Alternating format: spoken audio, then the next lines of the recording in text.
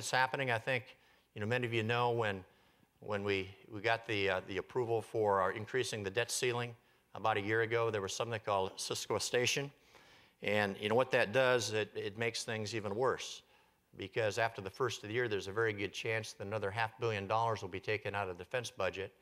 And if that happens, it's going to mean 2 million jobs lost in the United States of America. And that'll add about 1% to the unemployment rate in this country.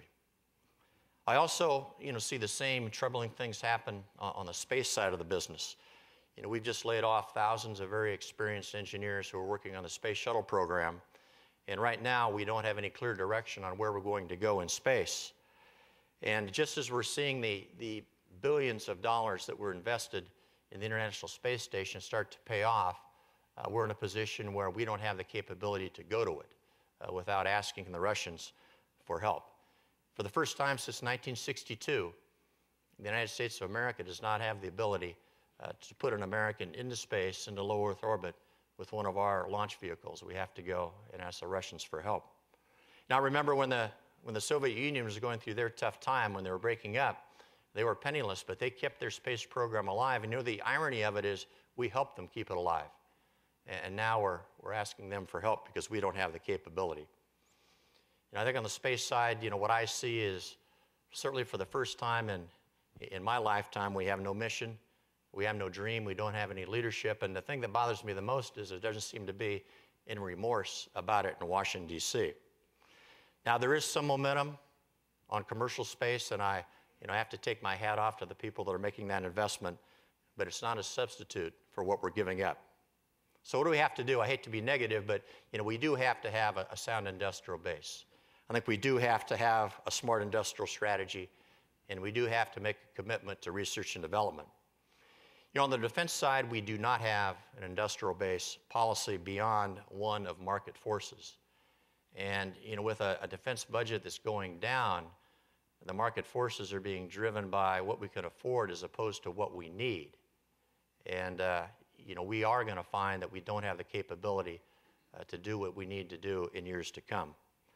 I'm not saying that we need a policy that tells us to build things that aren't necessary, but I think we need a policy that instructs contractors to keep certain technologies alive, and I think the government should pay for some of those technologies so we don't wind up where the United Kingdom wound up after World War II, where they had to walk away from a very robust aerospace industry.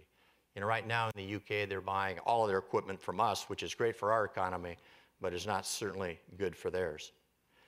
And the UK leaders several years ago recognized that they didn't have an industrial policy. They have one today, and they are investing in certain technologies that they think they're going to need in years ahead. I think we also need to invest in research and technology.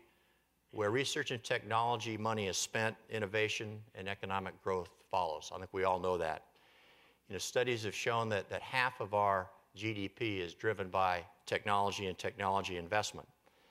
And right now in the United States, we're spending about 60% on R&D in terms of a percentage of GDP compared to what we were spending, back in 1964. And you compare that to what they're spending in China, and it goes up almost exponentially. I think we also need to renew and improve our R&D tax credit, and I know that a lot of people in this room would applaud that if it were to happen. Another part of our industrial base is the workforce. And between now and 2015, about half of the engineers at the Boeing company are eligible for retirement. A lot of the engineers came into the business about the same time that I did. Excited about the space program, excited about, working on very exciting programs. Well, they're all going to leave. And we need to attract the best and the brightest to our industry. And right now, we're not producing nearly enough engineers and technicians to support the number of people that will be leaving over the next decade. We graduate about 60,000 engineers a year in this country, and you compare that to China, you compare that to India, and ours is a very small percent compared to theirs. In the United States of America, about 6% of the kids that graduate from college are engineers. You compare that to other countries where the number is 20 to 25%, and we are falling behind. And it contributes to what I call the intellectual disarmament of this country. So I think reducing R&D spending and not focusing enough on driving kids into STEM is going to hurt us over the long haul, and we will lose our leadership in aerospace. So what are we going to do about that one? Certainly, I think what's happening here is part of the solution. You know, what you're doing on STEM, what's happening in other communities, the commitment to science, to technology, engineering, and math. I know that you've got a STEM network here. I know you're starting a new school tomorrow, River Point Academy, which I think is going to be great.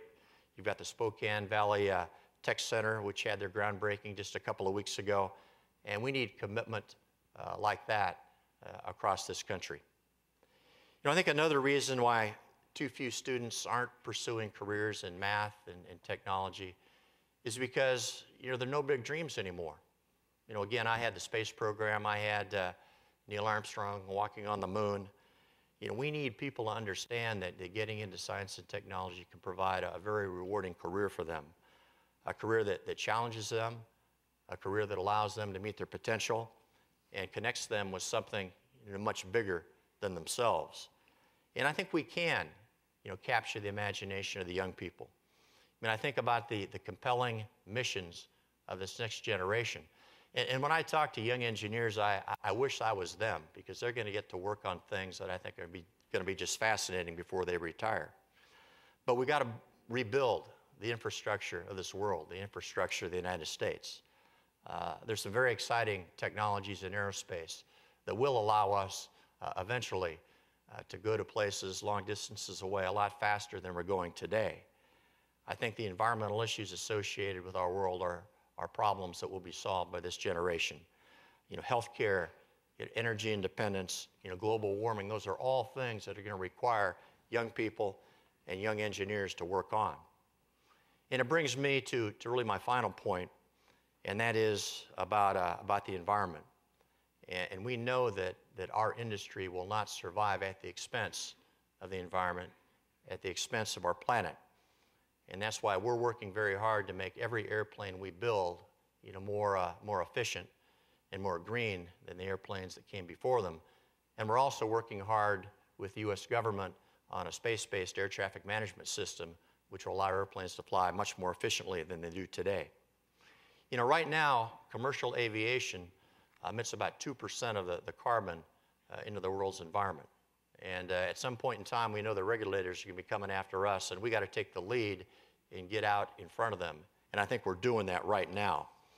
You know, globally, you know, we've set targets for our industry to be carbon neutral by 2020, with a significant growth in the number of airplanes that are out there, and have a significant reduction in CO2 by 2050. And when I talk to our airline customers, there are really two things they worry about. You know, they worry about profitability, certainly, but they also worry about their environmental footprint. And both of those things are tied to fuel. Right now, about 40% of their costs are associated with fuel, and every drop of oil they burn is carbon that's going out of the engines. So we're committed at Boeing to improve the aerodynamics. We're committed at Boeing to lightweighting the airplanes. We're committed to working with our engine suppliers to improve the efficiency of the engines. And just to give you a figure of merit, you know, right now the 787 is about 70% more efficient than the 707 that we started flying about 50 years ago. So we're making real progress on that. But you know, we just spent billions of dollars to make the 787 20% more efficient than the airplane that it replaced. But for a similar investment, you know, we could make every airplane flying today about 10 to 12% more efficient. And that would be if we invested in a space-based air traffic